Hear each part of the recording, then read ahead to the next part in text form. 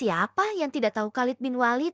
Sahabat Nabi Muhammad Sallallahu Alaihi Wasallam yang satu ini merupakan seorang pejuang sekaligus panglima perang Islam yang tersohor pada masanya. Saking hebatnya, Khalid bin Walid tidak pernah kalah dalam setiap peperangan yang ia pimpin. Oleh sebab itu, Khalid menyandang gelar Saifullah al-Maslul yang berarti pedang Allah yang terhunus. Penakluk Persia dan Romawi ini memiliki banyak keistimewaan yang tidak dimiliki oleh panglima lainnya.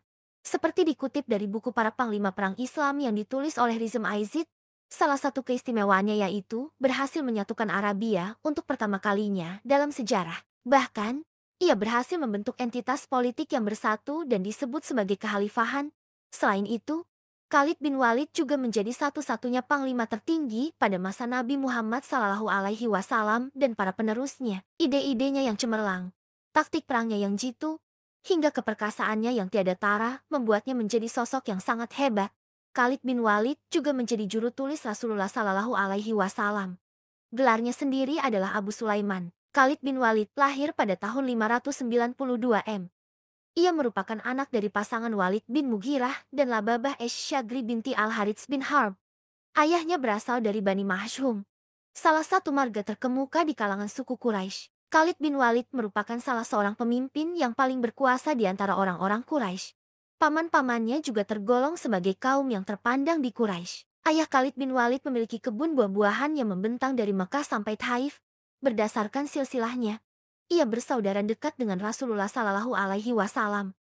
Ini dikarenakan Sayyidah Maimunah yang merupakan istri Rasulullah Sallallahu Alaihi Wasallam adalah bibinya dari pihak ibu. Masuk Islamnya Khalid bin Walid, kehebatan dan keberanian Khalid di medan perang terlihat ketika ia memimpin pasukan Quraisy pada perang Uhud. Saat itu, ia menjabat sebagai panglima pasukan berkuda kaum Quraisy dan berhasil mengalahkan kaum muslimin. Taktik yang Khalid gunakan adalah memanfaatkan kelemahan musuh ketika kaum muslimin berlomba-lomba mengambil harta rampasan perang karena menganggap musuh kalah.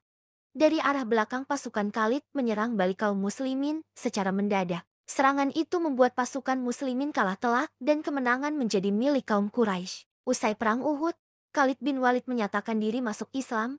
Dengan demikian, jabatan yang ia peroleh sama seperti sebelumnya, yaitu panglima perang. Khalid bin Walid tidak pernah mengalahkan Rasulullah Sallallahu Alaihi Wasallam. Setiap perang yang dipimpin, Khalid berhasil memperoleh kemenangan. Prestasi tersebut kian berlanjut hingga masa pemerintahan Abu Bakar. Kala itu, Khalid ditugaskan untuk memperluas wilayah Islam dan membuat kalang kabut pasukan Romawi dan Persia. Peperangan yang dipimpin oleh Khalid bin Walid pada era Nabi Muhammad Sallallahu Alaihi Wasallam.